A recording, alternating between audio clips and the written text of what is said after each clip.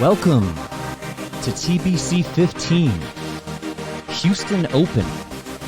I'm Bradley Key. I'm joined, as always, by Pete the Irish Guy. What's good, dog? What's up? Happy New Week to you. Yeah, good to see you. It's great. Pete's wearing a shirt that looks like a Nike logo, but it says Dirty on it. Is that Dirty Bills? It is a Dirty Bills. One of the highest dive bars in Austin, Texas. Yes, sir. Is being represented in true I wear fashion. this shirt way too much, but yeah, there you go. So let's do this. Let's start with a little Shriners recap. How do you feel about that? Yeah. Did you watch some of it? I did. I watched... when did I watch? I watched the bit on Sunday. Yes. Did you watch the playoff? Yeah, I saw the playoff, and I watched a little bit Sunday. Kind of caught the highlights the rest of the time, most of the time. Yeah, I mean, fucking when Kevin Na gets going, that guy's he's fucking unbelievable. Like, he can just... Now, obviously, he was making it from all over the map. Yes. I think that's the most extreme case of historical experience playing a course, because like that's his home course. That's where he's from. Yeah, didn't we talk about that? Yeah, and like for you to be able to read the greens that well, it's because he plays those greens on the weekends when he's not in competition. Like that's his home course. You know what I mean? I think that's my theory. Okay. And that's why I picked him. However, I agree with that to some extent. Yeah. But he's still dropping like 40, 50, 60 footers. That's what I mean. You're gonna know breaks. It's kind of gonna help you, I don't know, maybe more speed, because you're gonna be able to match line. You kind of know how much how much the big ones break. Well, you wouldn't think the course is always in PGA Tour tournament shape. It's probably either, always right? in great shape. It's a private course, but you wouldn't think it's that good. But I doubt they roll them every morning. No, I bet they're in great condition. Yeah, you think so? I would say they're in great condition most of the time. They would be on par with what the players played on this weekend? I'd say they're at that speed. That's interesting. For like peak season? Probably probably a quarter of the year. Yeah. Probably a good significant amount of time. Not only that, guys like Kevin Na, and guys that are members of places like that, they keep the courses in tip-top fucking shape for those guys. Right. So that plays a lot into it. But no, it's amazing what he did with his putter. Like, no matter how well you know the greens, you still fucking hit the balls. I mean, I've played lines 5,000 times. I've never made 500 feet of putts in not even in a month. No one could ever make 500 feet of putt lines because the greens are so shit. It's like playing on a fairway, but right, yeah. Exactly. So, yeah, the surfaces have to be good for you in order to make the putts. But what I will say about now being a good putter, so you know he has this whole early walk thing, which is pretty funny. The walk-in. He's got tour sauce is what they call it. Yeah, it's funny.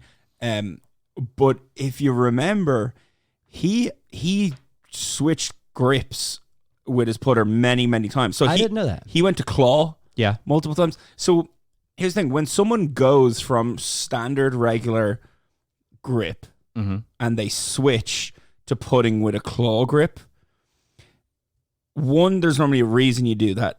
Two, it's very fucking rare, if ever, that then they go back to the standard grip. Why is that? Because the reason you do it in the first place is to get one of your hands off the club, right? Yeah, is you're probably not starting the ball on line like you want to be. You're either pushing or pulling it too often. Maybe you have the yips. Like, there's multiple reasons, right? Sure. A certain length put scares you, and your right hand gets too aggressive, or you push it, whatever it is, right? So by taking one off, it simplifies the motion. Right. So people switch to the claw grip, so there's the right hand's not in it, and it's simply just left hand going through, and it's helped loads and loads of pros on the PGA Tour, and lots of guys use it very, very effectively. Did you notice if he was putting claw? He was normal. He's been normal for like a couple of years, but he went to claw, and it's just so rare that people go back. Normally, right, if you go to a claw grip, and then you change from that, the next step, the next step isn't to go back. It's normally to, I'm going to get a longer putter, or I'm going to go left low, or I'm going to try shoving up my arse and fucking kind of just move my hips and seeing if that works. It usually does. Yeah, it's really like, because it's kind of not like a last straw, but it's a desperate move a lot of the time. Yeah. I'm not putting, well, I got to change something. And I know exasperation. And I know it's me, and I know it's my hands. So that's why it's even more fucking impressive, I think, that has done what he's done with that putter, and he held more putts than anyone since they started collecting the data on number of feet of putts made, which is feet of putts made is an underused, under talked about analytic. It's statistic. It's a massively important thing to show him how good you're putting. It's why Jordan Spieth competed on because you make more feet of put. Right, you're making putts from further away than everybody else. So there's nothing worse, and I've had it happen to me many times where I go out and I play really, really well. And you don't put great, but you feel like you didn't put badly. Right. You just didn't really make. You just didn't really make anything. Right. Everything you made was inside 6 feet, and you add up the footage of putts that you've made, and you're like, "Geez, I made 30 feet of putts." Like, which is you're tapping in from 3 feet it's every two hole. Putts every right. time, Exactly. So yeah, the feet of putts is a huge statistic, and yeah, it was fucking unbelievably impressive what he did. Cool. Another cool person to see up there was Pat Perez. Yes, in the hunt. That was cool. Who I had said, remember, it was a big week for him. He has the MGM logo as a sponsor, so I knew it was going to be a big week for him. I was weary of him because he's got a weakness for the sauce. Yeah, he does. Have you seen his wife? Yeah. Actually, God, she's gorgeous. She's questionable. Really? No, she's attractive. Yeah. But she's like possibly was a stripper. Yeah. Well, hang on. What, there's something wrong with strippers? No. Okay. Who said that? Yeah, I mean, you're making a face. I'm just saying it's not normal that a PGA Tour professional is married to a stripper. What's normal? Well, I don't know, Phil Mickelson and whatever her name is, and no, I'm only giving you shit. But no, I'm backpedaling. You are backpedaling. I know what you're saying. I know what you're saying. She's not really a stripper either. I think she's just an Arizona State. She's gorgeous, blondie. She looks like she could have been a stripper. Yeah, absolutely. She's massive fake. I think tits. she behaves like a stripper sometimes. Massive fake titty. Yeah, she's pretty trashy. But isn't that like that's what the American dream? She's Pamela Anderson. I was going to say that's what Pat Perez is. Pat Perez is a trashy guy. Oh, he's the best kind of trash. You know what I mean? And I bet she's the best kind of trash. I think so. And she's married to him. They have a kid. You know, they're settled down. I bet they have sloppy drunk fights and scream at each other and slam doors. You mean sloppy drunk fucking sex is what you mean? Hey, you could derive whatever you want from that statement. Yeah, I'm with you though. Yeah, it was great to see him having a good week. Who came second? It was Cantlay finished. Oh, Patrick Cantlay off of the 74th hole. So let me read this real quick. Okay, go. So there are three rounds of 62 or better last week at the Shriners Open. Kevin Na had 2 of them.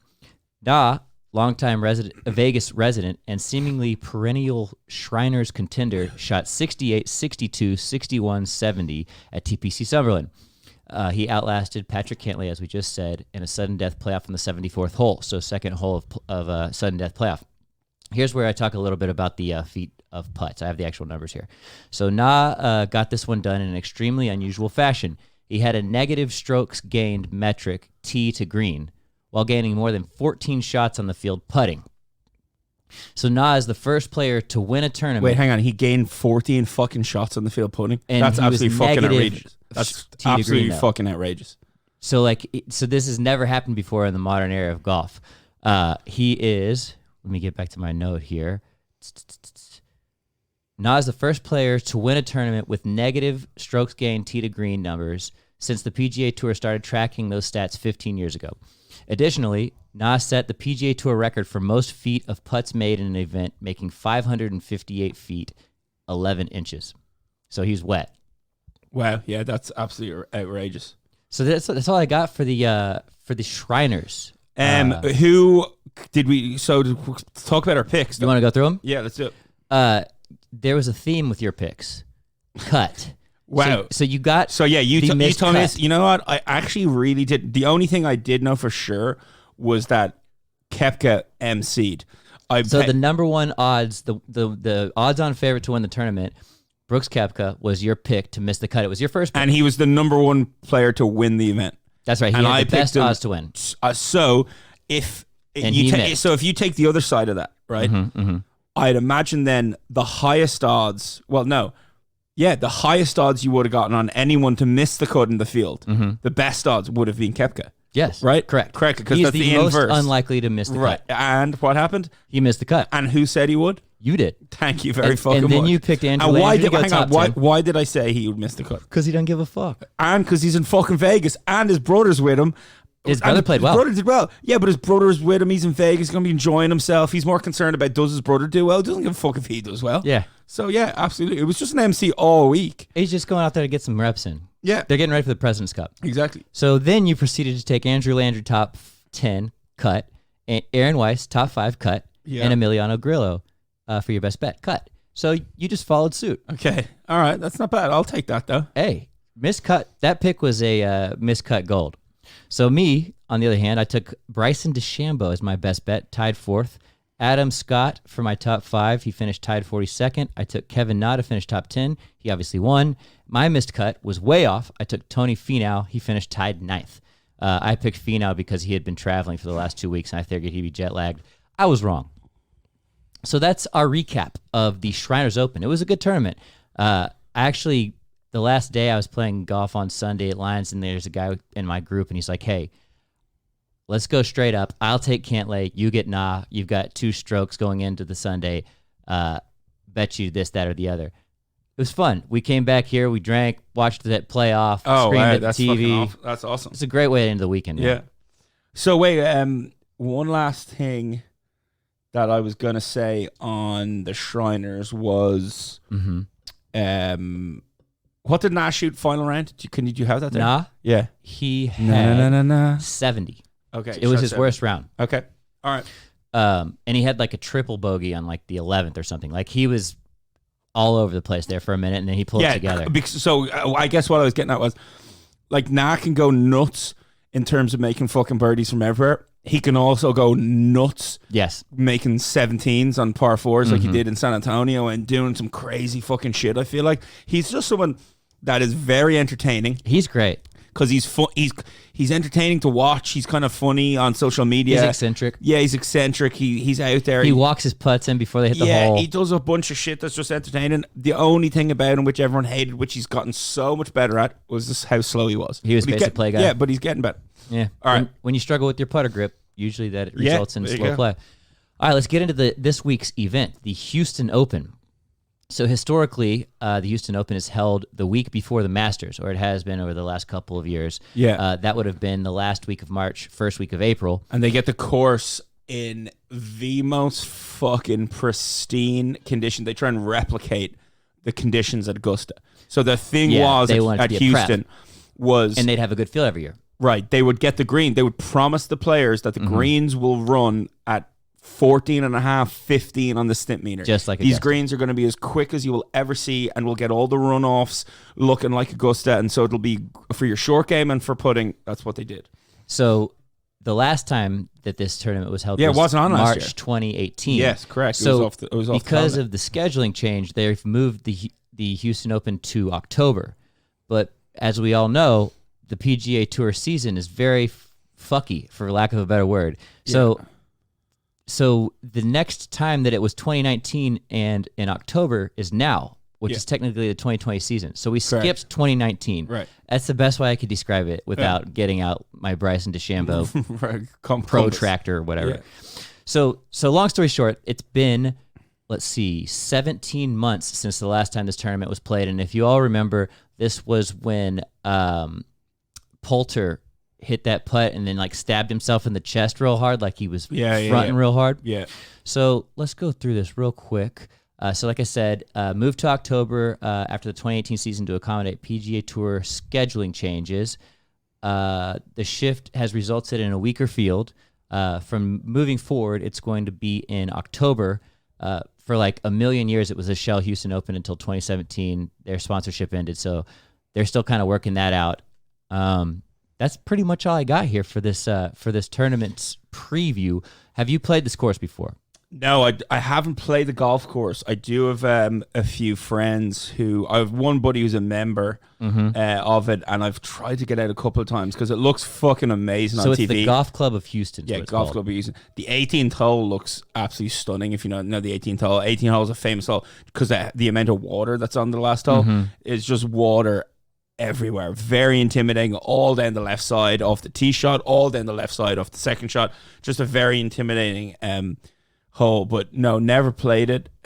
So if anyone's listening and would like to invite me out there, I'll happy This to go. might be one I can help you with. Okay. This is the one thing that I have a little bit of influence. Oh, in. really? So, like probably 3-4 years ago, when Shell was coming up on the end of their contract, Yeah. the Houston Open reached out to me, and they were interested in working with Total Frat Move on creating a par 3 hole that was equivalent to that of like the Waste Management Open, like a big ass party Love hole. And so we put together this big pitch and like how it was gonna be like the Rowdy Gentleman par 3 hole. That's a great idea. And they looked at it and they're like, "Oh, this is gonna get way too lit. Like, no way we're doing this shit." Yeah. But I worked with them for like 2 or 3 months. They were inviting us out there to play all the time. I'm gonna have to reach out to that guy and be like, "Hey, man, Hey, reach out to number him. 3 golf podcast in the United States." And, We'll talk about former your golf shit. professional Peter McGibney would like to go play. He'll talk shit about your course. It's gonna be great.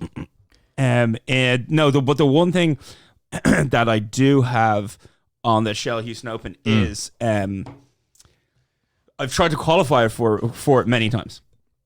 Really? Yeah. So the way it works, How do you qualify? Okay. There's just like a regional tournament or something? kind of, yeah. Okay. So there's a thing called Monday qualifying for the PGA Tour events. Okay.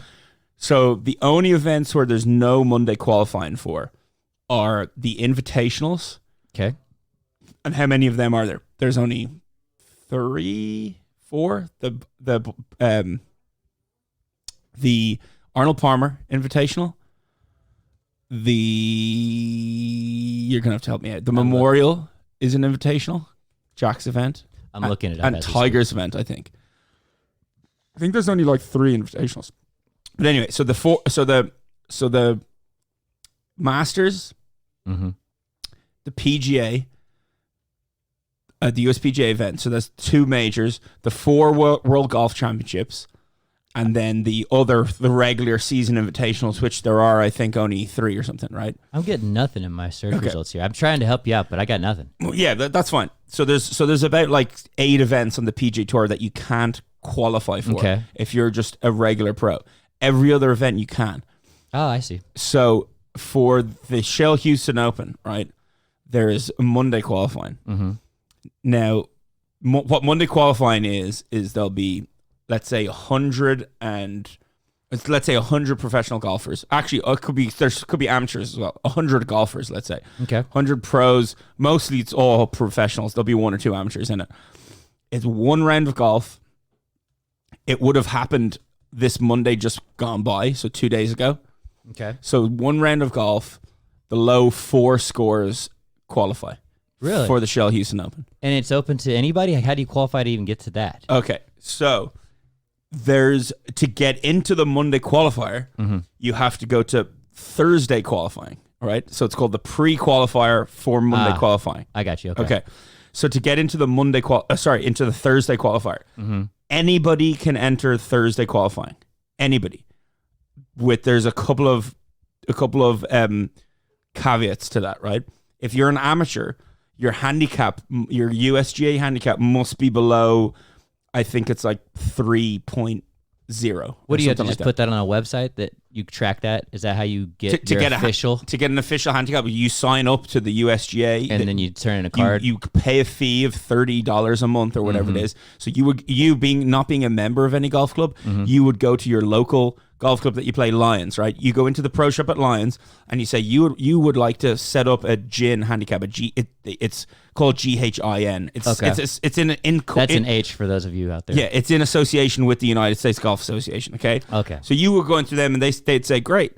It'll cost $30 and you pay them your fee and they do all the business behind it. And then what they do is you give them over whatever amount of time it is, you play 10 rounds and and then you can go online and you just post your 10 rounds. And then on the 1st of the month and the 15th of the month, every month your handicap updates itself and it'll spit out what your handicap is. Okay. So that's how you get a handicap. You're correct. Right. But then that's how you qualify to play in this event. If you're an amateur, they can look up your handicap, right? Because it has you have a handicap number, and they can look up that's right. So if you're an amateur, that's how you would play in the event. If you're a professional, you don't have a handicap, obviously. Right. You're just a pro, and so what you do is you pay a fee, and it's $200. Okay. So you sign up for Thursday. On Thursday, what tends to happen is there'll be about 300 guys will sign up Okay. So 300 guys can't play on the one golf course, right? Right. Because there's too many guys. Because it's only one round of golf. Sure. It's too many guys for one day. So they'll split it between two courses. So they'll put 150 on one and 150 on the other. What they do is they'll say, right, the top 20 and ties from each course qualify through to the Monday. I got you. Okay. So let's say that gives you So you've done this before, though. multiple times. I've done it for the San Antonio event, the Byron Nelson in Dallas. What's the closest you've gotten to? And I'll tell you. Okay. And the Houston, twice for the Houston event is the closest I've gotten. So twice I got through Thursday qualifying, Okay.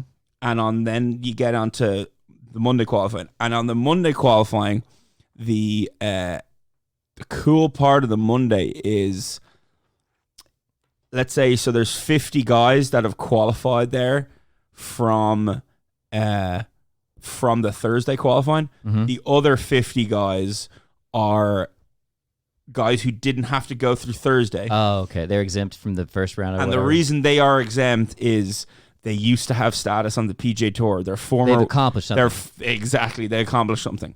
So the first time I qualified for a Monday qualifier was at Houston. Okay. And I played with Billy Mayfair. Oh, really? Oh, Billy Mayfair, my first ever Monday qualifier. Played with Billy Mayfair and then some random. How'd you do? Guy. Shot like double the first, so I'm like done basically, right? Yeah. Because you need to get to like 7 under, Okay. because it's only 4 spots. So you started off 9 under after one. Right. All these, Over. all these guys are really good, and there's only 4 places. So normally someone shoots 64. Yeah. There's a 65, and then there's like 4 66s. So there's normally like a playoff at 66 for a couple of spots. How'd Billy do?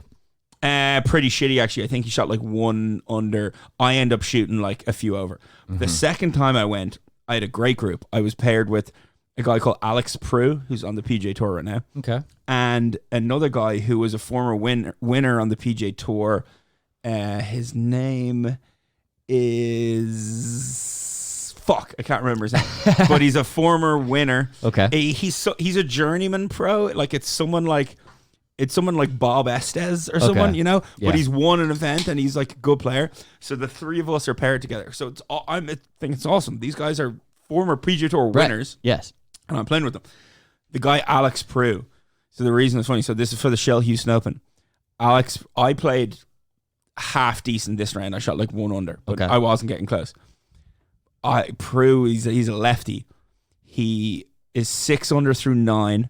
And Jesus. it was a 6 under that, like, it's a real pro 6 under. Like, we got through 9, we got to 10, and I had his card in my hand, and I'm adding up, like, I was, filling it in. And I was like, what score is he? Feel like he's going well. Like, it didn't stand out to me. It was a casual 6 under through 9 holes. It did not stand out to me that he was going well. And I added up, I was like, 1, 2, 3, 4, 5, 6. I was like, fuck, he's 6 under, stand on 10. And 10 was a short par 4, and he bombed one in the middle. He had a good drive down the middle, and he had like a little flip lob wedge from like 60 yards.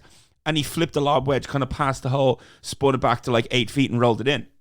And I was like, Jesus Christ, he's 7 under through 10. Like, and I didn't even notice. He's doing it casually. Like, he was sauntering around with his caddy, like he couldn't give a fuck that he was here. Didn't want, wasn't paying any interest. It was a nice day. He was just having a good time. Casual as you want, chatting to me, more interested in what I was doing, just kind of chatting around, but just hitting it on the fairway, not hitting it very far. Like, I was hitting it past him, but he'd get his irons on. He held like maybe 2 from like 20 feet, and then every other time he'd hit it into 10, 8 feet. And just kind of roll one in. Like you would, when you're in the zone, you just don't notice. And you know what that reminds me of? Kevin Durant, when he played at Texas, there'd be nights where he'd like kind of be scoring, and it'd be over, and you'd be like, man, he had a pretty shitty game, and he'd have like 32 points, and you'd be like, oh my god, casually just I remember pours buckets. I remember going to watch Kobe. Yeah, a similar thing for the first thing, and you were like, he had a shitty game, and you're like, no, he had 32 it's halftime, points. and he's like, Kobe's leading all scorers with 19 at half. Right. I was like, he didn't take a shot, did he? Like, you know what I mean? And it just so happens he's like 8 for 8. Yeah. Yeah. But he's done it very efficiently. But so here's the good part of the story. So Prue gets to 7 through 10. He birdies like 13 and 14 to get to 9, right? And so he's at 9. He pars 15, and we get to 16, he's at 9. And now, because he's at 16, now because we're on 16, and I know he's 9 under, the other pro knows he's 9 under, Prue knows he's 9 under. And this is Monday qualifying, so like, it means something. No, it's a massive deal. Yeah. Especially for someone like Alex Prue. He was on the web.com tour, right, before that. And when you get into a PGA Tour event, like, all he needs is 2 semi-decent days, you make the cut, and you make a nice fucking big check, right? Yeah. So it's just such a big deal. So he stands up on 16, down the middle, on the middle of the green to about 25 feet, rolls at like, trying to get to 10 to make sure he's in kind of thing, rolls at like 4 feet past, misses the one back. So it's the first time I kind of looked at the other lad, and I was like, oh, that's not a good sign. And so he's back to 8 now. But at 8, you're thinking, 8, par finish, 8 will get in. 17 a par 5 as well. Didn't get up and down from short in 17, so he's still at 8. So he's still at 8. What's he putting for par now? No, so in 17, he had a chance to get up and down for birdie, and he didn't, and he made par. Okay. But 18, hits a good shot up the middle, and second shot is in the middle of the fairway, and the green's just elevated. It's a golf club in Houston, close to where the Shell Houston is. This the one that you said it had water everywhere? No, it's not the actual event. It's just close to it. Continue. I think it's like the Woodlands. Oh, that's right. This is a qualifying. Like yeah. And so the green is just above where we are in the fairway, and there's a bit of a wind into, and I'm standing in the fairway, and I'm nervous now because I really want him to get in. I really want him to hit a good shot, have a good look to get to 9, and then we'll see what happens. Sure. So he's in the fairway, and his caddy and him are like talking about what club it is, and they're taking a long time, and eventually he pulls one out and he hits the shot, and it's gorgeous. It's all over the stick, and it comes in short in the bunker. Like, oh my god! And he looks at his caddy. You're like, oh god, something happened there. So he walks up, hits a brilliant bunker shot out to like 3 feet, and misses, and missed. And we get in, and there was like a 9 and 3/8, and he didn't get in at 7 under. Didn't get in 65. Yeah, and it's just like, yeah, thanks for coming. And like, again, that was one of the moments I remember going, Jesus, he was 9 under there. And it looked so casual, and he finished at 7. It was problematic. But it was even more so like he shot 7 under still, and he fucking didn't get in. Like, I was like, God, this is fucking difficult. Yeah, could you imagine shooting 7 under and being disappointed? If I had a shot 7 under and I didn't get in, I just like, what the fuck am I supposed to do here? How did I not get into this event? You'd be taking your ass to the native to get bombed. No, I would have been fucking taking my fucking ass to unemployment fucking center because I'm unemployed now and I'm not doing this any longer. Which eventually it happened. You know what I mean? That's just too much. You know. So the other player in your group, Billy Mayfield, he won the tour. Billy Mayfair. That was the first time I played. Oh, Mayfair. I said Mayfield because I'm thinking of Stupid Bake. Billy Mayfair. He won the. Has he won multiple times? I feel 5. He won the Tour Championship in 1995. Yeah, there you go. Yeah, Tour Championship. So big, not only man. that, so the famous over thing, Elkington. So the famous thing about Billy Mayfair was he slices his putts. Oh, he does that nasty slice? Yeah, he has putting stroke. I know what that looks like. Takes the putter back like this and cuts across it like so much so that it looks, you go, oh Micah my God. Does that. It's like, it's crazy. This guy's won multiple times. And every time he tried to change it and a putting coach tried to change him from doing it, he stunk. And he was like, fuck it, I had to go back. So listen to these runner-ups. We have Scott Verplank. We got Tiger Woods. We got Steve Elkington and Corey Pavin. I think he beat Tiger Woods in playoff. Yeah, for one of his wins. Playoff for the Nissan Open in 1998. Yeah, there you go. He beat Jay Haas, Justin Leonard. He beat Mark Calcavecchia. That's your boy. My hero. Yeah, the guy at the third pocket. I remember he beat some good players. I remember seeing my name beside his on the tee sheet, and then when I showed up to the range. To warm up before, I saw you can't miss him because he has like kind of white yellow hair, kind of John Daly-esque color hair. You know, it's kind of blonde, but it's kind of gray at the same time now because he's getting old. Yeah. And he was on the range with his wife, was caddying for him. They had a push cart. Okay. And he had his big, huge tailor-made tour bag, and he just looked like he was half the size of me. Mm-hmm. He was like fucking 50. He was like 50. He had to be in 50. He looked like when he was hitting golf balls, I was standing beside him and I said, he's hitting balls. I'm like, really? Like he was slapping it and the ball's going out there. But then you go, He beat Tiger Woods in a fucking playoff. Well, you know what I mean? It was just something that really made me think that first time I was like, I can do this. Yeah. If that guy can fucking win, he looks old as shit. Now he's he does, born in definitely. 66. He's only 54 now. Yeah. Well, there you go. Well, I guess, if it was only 4 or 5 years. years ago, then yeah. Yeah. It was about maybe 6 or 7. It was probably early on, but yeah. He definitely looks older than 54. Anyway, he's competing on the Tour Championship now. Or the Sheener Tour. The Champions Tour. Yeah, that's Champions the one. Tour. Yeah. So yeah, that's my only Houston Open story. Let's do some betting. Let's talk some bets and get out of here. This has been a good episode. Okay, so this field's pretty much trash. We have, but it still will be fun though. It's just not as good as it usually is because it's not the Masters preparation, right? It's trash. So let's go through the top 10 in odds. We've got Henrik Stenson as the favorite at 9-1. Okay. Brian Harman is your second favorite, 22-1, but he's tied with a couple of players. Daniel Berger is actually tied with him, along with Russell Henley. Okay. Then we've got Bomber, Cameron Champ at 25-1. Scotty Scheffler, Texas boy, 25-1. Pat Perez, 28-1. That's pretty much it for interesting folks. I mean, Bo Hostler was the one that lost in that playoff, or if it wasn't a playoff, it was towards the end of the tournament. Bo Hostler, a.k.a. the mouth breather. And he's the one who lost at the end of this tournament the last time to Poulter, right? We call him the mouth breather. Why do you call him that? Because he just, look at the picture of him. He looks like he breathes as... like Eli Manning? Yeah, he looks like he breathes out of his mouth. Mm-hmm. Yeah, that's why we call him that. But I actually met him at UT Golf Club. He played for the Longhorns, actually. Last time I was out there, he was playing with some of his friends. But so this tournament, in terms of gambling, there's a bunch of young guys that played well last year. Either they played well last year on the Corn Ferry or whatever the fuck it was called last year. Webb. Yeah. Or there's players that are rookies this year that have proven their worth in 4 or 5 tournaments. Let's do a top 10, top 5 best bet. We don't need to miss cut. Yeah. There's only like 2 guys of note that could miss cut anyway. Okay, let's go. Are you ready for your you want to start with top 10? I'll start with my top 10 bet. My first top 10 bet is Kevin Chappell. I like that. Yeah, I'm rolling, coming off your good vibes after his 59. Yeah, and then with you, and then you shit the bed, but that's fine. That's fine. He's just getting back. That's part of it, man. Like you take a year and a half off, like you're gonna have some growing pains. So the fact that he had one bright spot is good. Exactly. I am gonna take a little flyer here. Let me scroll back up to my player chart here. I am going to take. Where is this gentleman? Sorry, I want to see his odds before I make my call here.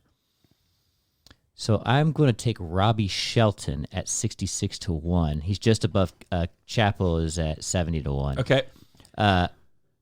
Yeah, I like him. He's been consistent. He's been good. It's good odds for where he's at. Yep.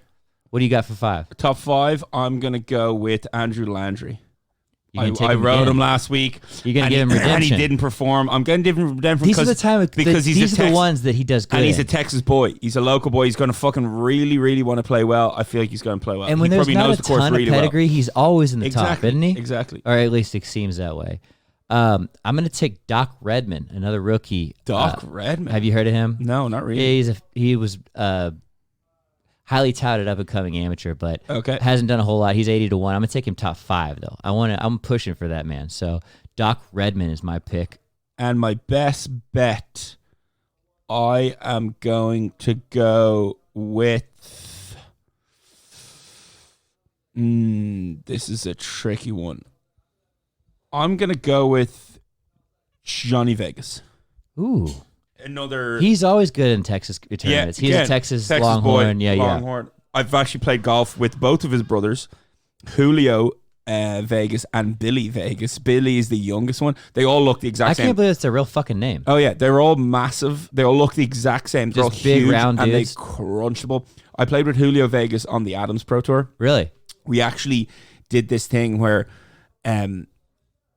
we did this kind of funny thing where the Adams Pro Tour was doing this promo where for a while when Southwest Airlines was a sponsor, they did everyone that was after 2 rounds when they made the cut, anyone that was in one shot of the cut line, we would gather all those people and we'd go to 18 fairway. Okay.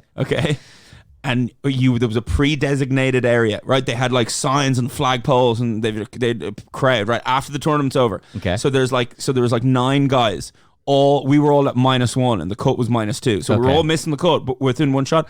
But so it's called the second chance shot. Okay? Yeah. So they take all 9 guys. We go to the 18th fairway. It was actually at a golf club in Houston when this happened. And Julio Vegas was in it. This is what I remember, and I was in it. I'd missed like an 8-footer on fucking 18 as well to make the cut in the number. I was so pissed. I nearly drove off, and my wife was actually there caddying for me, and she was like, I think don't they have that kind of rule thing? I was like, oh my God, they're doing that promo That rule thing? I was like, they're doing a promo. Yeah, you're right. So I went back. So hung around, right? So it's 195 yards from the fairway. Everyone gets one swing, Yeah. right? And what are you, just close to the pin? The closest to the flag. So if an odd number made the cut, they were taking 3 guys. Okay. And if an even number of people made the cut, because it was only in 2 balls, right. They would take 2. Okay. So because there was an odd number, they were taking there's 3. 3 So the entries. closest 3, and there was like 10 guys, right? Okay. So you had a good chance. So you all got one swing. So you draw lots to see what when you go. I was last. Do you to go. prefer that? Or do you want to go first? I would have loved. I would have probably loved to have gone. I don't know what the first psyche is. Yeah. because you set some pressure if you hit a good one. Yeah, because if everyone's real close, then it's like fuck, and it's 195 yards. It's not easy. And over water with the wind into off the left. It's So it's did you hit a 5 iron. 5? It's 5 iron. Yeah, Yeah. it was a big 5 iron. Yeah. So Julio Vegas actually went second. The first guy up stands up, and there's a guy up there with a radio walkie-talkie, Like standing and the next- guys beside us with above the walkie-talkie, green? so you can hear how far you are. So he hits it up, and he radios back in. And he's like 11 feet 8 inches, and you're like, "Fuck, that's an unbelievable shot." 11 feet. Julio Vegas goes second and hits it like 18 feet 8 inches. It's like, "Fuck, they're both really good, and they're 1 and 2." Yeah. So then, like the next like 4 guys that go all miss the green. One guy hits it on then to like 22 feet. Okay. And then it's me left. So I just have to get it just inside gotta get 22. inside 22. But 22, it's 195 yards into the wind off the left. I'm putting it in the water. Yeah, it's a Okay. you're in 5 iron. It's a very tough shot. Yes. I'm nervous as fuck. Okay. My hands are like shaking. I remember my wife was up standing on the green. She was like, I was even more nervous. I was standing over the golf ball fucking, I was like, all right. So, my last swing thought, I was just like, fucking just make contact, just hit the fucking ball. But I had good vibes going through my head. I absolutely nut this thing. Yes. And I figured that's what you were going to say. You just carry the green. No. Oh. Just hit it perfect. Like, Okay. as soon as it left, I looked up and went, oh, that's all over. Ball lands, comes down, the radar goes 4 feet 3 inches. Oh, shit. I hit it to like that. Yeah. Unbelievable. I thought Yeah. you were going to say like the adrenaline had got you going so far. I hit it perfect Yeah. all over the flag. Hit to like 4 feet. I was the closest one. So myself, the other guy, and Julio Vegas all made the cut then. So I kind of was chatting to him. So that was my Amazing. that's my Johnny Vegas, Julio Vegas story for you. So I have one pick left, my best bet. Okay, yeah, tell me. I'm who going it to is. stick with my whatever trend of rookies. I'm going to go with another Texas boy, Scotty Scheffler. Love it. 25-1 odds. I was gonna pick him, to be yeah, honest. I like I Johnny, love it. I like Johnny Vegas better. I really do. Scotty Scheffler could fucking show up and win this week. Johnny Vegas is surprisingly competitive for his world ranking because like he's Yeah. always very good in certain Yeah, it times. seems like he'll pop up and win every now and again. And You know what I it's mean? in noticeable tournaments. Yeah. It's not just some shit tournament. Yeah. Anyways, that was great. right. Yeah, you got no. anything else, brother? No, that's it, bud. Perfect. Oh, it was a good episode. You can follow us at The Buttercup Podcast. You can follow Peter at Peter the Irish Guy. You can follow me at Bradley B. Key. This has been a production of MWBK Creative. Thank you for listening. Please share this with your friends, your foursomes, your family, your people. We love you. We appreciate you. Have a good night.